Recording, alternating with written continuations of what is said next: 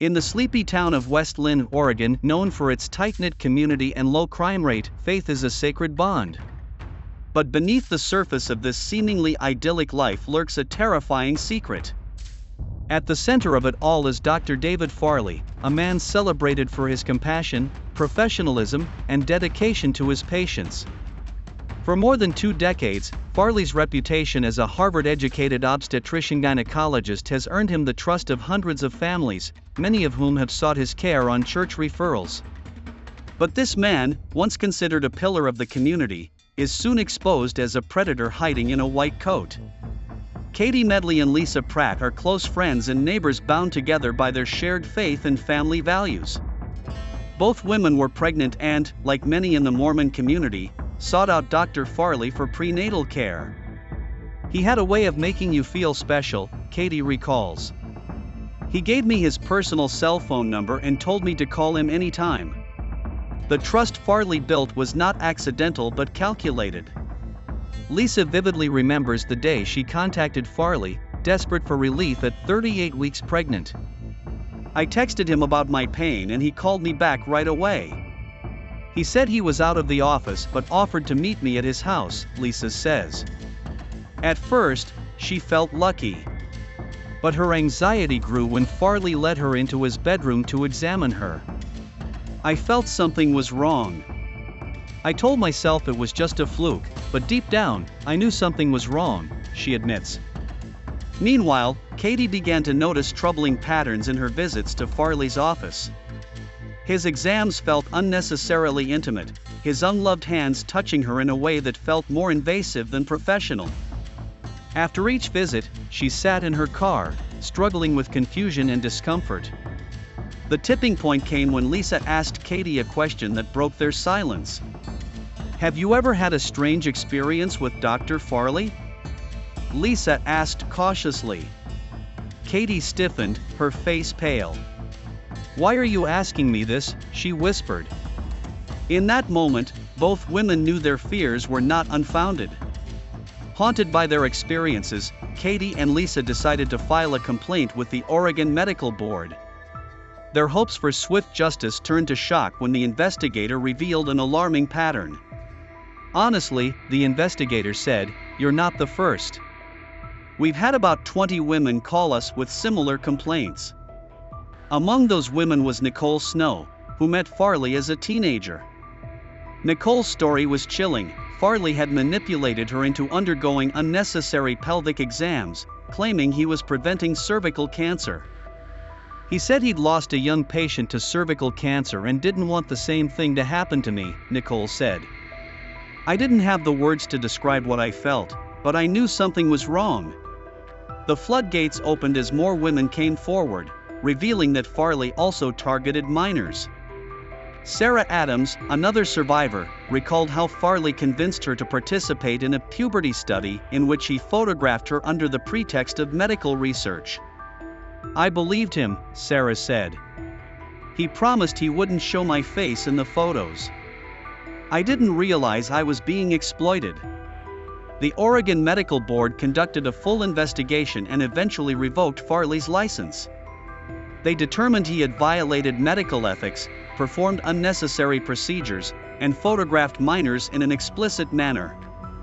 But for the women of West Linn, revoking Farley's license wasn't enough.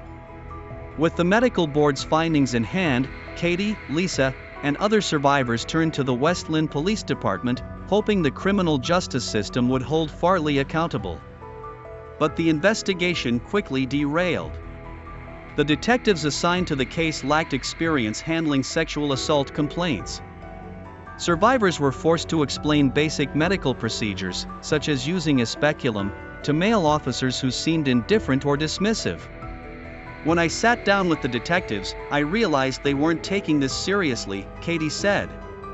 After months of investigation, the case went before a Clackamas County grand jury. Despite overwhelming evidence, including Farley's own admission to the medical board, the jury declined to indict him. "He admitted to taking pictures of minors," Lisa said, her voice shaking with anger. "How is that not enough to bring charges?" The county prosecutor, John Wentworth, pointed to a loophole in Oregon law that allows doctors to claim their actions were medically necessary. Although the law was changed, it was too late for Farley's victims. For the survivors, the failure to bring an indictment was a crushing blow. But they refused to give up. With no criminal charges, the women turned to civil litigation. They filed a $1 billion lawsuit against Farley, accusing him of sexual abuse, negligence, and infliction of emotional distress. Courtney Tom, a former sex crimes prosecutor who represents survivors, called the case a stark reminder of the system's failures. "This isn't just about Farley," Tom said. "This is about a system that allowed him to operate unchecked for years." The lawsuit forced the community to confront its role in tolerating Farley's crimes. An independent investigation into the West Linn Police Department revealed serious failures. Interviews with victims were missing from case files, detectives failed to collect evidence, and basic protocols were ignored. These women deserved better, the coroner's report concluded. Farley, who now lives in Utah, remains beyond criminal prosecution. But his survivors continue to fight, advocating for changes to how sexual assault is handled in Oregon.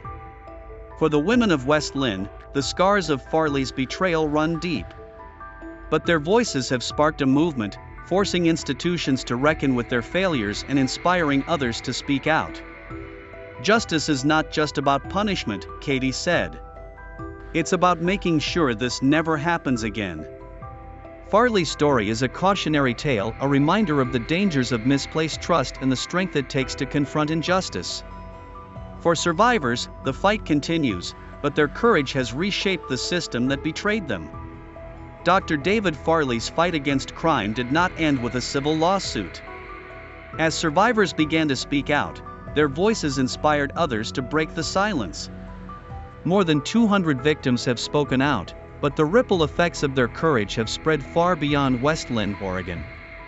One survivor, Jessica Marlowe, revealed her story at a community meeting organized by survivors.